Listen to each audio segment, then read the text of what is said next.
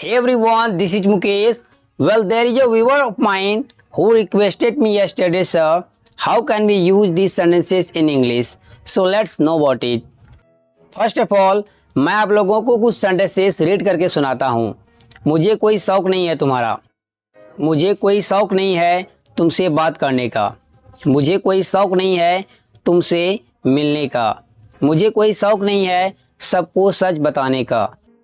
किसी को कोई शौक नहीं है कि तुम्हें बार बार कॉल करे। तो ऐसे सेंटेंसेस को इंग्लिश में बोलने के लिए किस स्ट्रक्चर का यूज किया जाता है, तो आइए हम लोग जानते हैं। एंड बिफोर दैट हम लोग ये जानते हैं कोई शौक नहीं है। तो कोई शौक नहीं है या कोई शौक नहीं था, इसके लिए हम लोग फ्रेज यूज करते हैं not fond of. Not fond of. यदि आप सेंटेंस प्रेजेंट में बोलना चाह रहे हैं तो उसका स्ट्रक्चर होगा सबसे पहले सब्जेक्ट। सब्जेक्ट को लगाने के बाद ईच एम आर में से जो भी लगेगा आपको लगा देना है, और थर्ड नंबर में लगाना पड़ेगा नॉट फॉन्ड ऑफ। और नॉट फॉन्ड ऑफ को राइट करने के बाद यदि आपके सेंटेंस में नाउन आता है तो नाउन राइट कीजिए। यदि आपके सेंटेंस में कोई प्रोनाउन आता है तो प्रोनाउन राइट कीजिए, या नहीं तो अगर वर्ब आता है तो वर्ब का आईएनजी फॉर्म राइट कीजिए।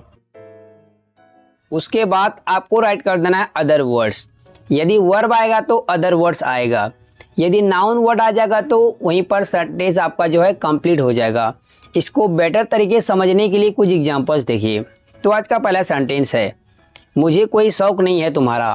इस सेंटेंस को हम लोग ऐसे भी बोल सकते हैं मुझे तुम्हारा लत नहीं है। कभी कभी हम लोग हिंदी में बोलते हैं ना, मुझे तुम्हारा लत लग गया है। एक सॉन्ग है ना, मुझे तेरी लत लग गई। तो इसको भी इसी स्ट्रक्चर की मदद से बनाएंगे, बट ये अफर्मेटिव है। इस सेंटेंस के लिए बोलेंगे I am fond of you. I am fond of you, मुझे तेरी लत लग गई।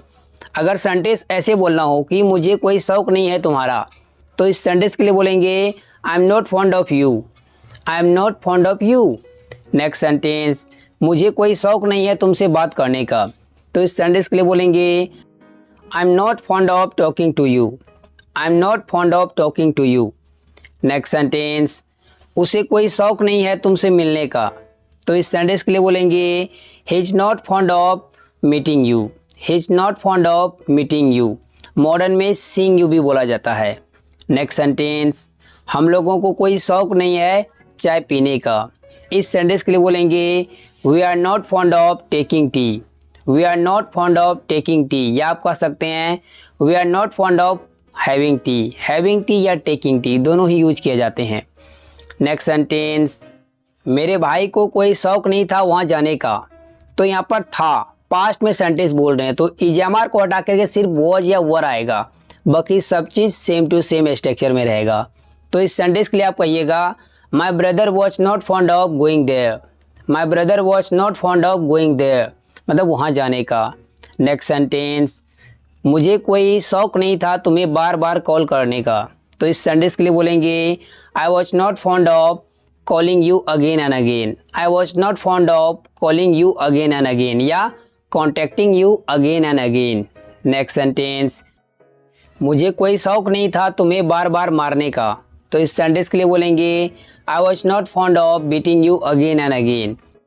आप चाहे तो was और not को मिला सकते हैं, wasn't हो जाएगा। I wasn't fond of beating you again and again.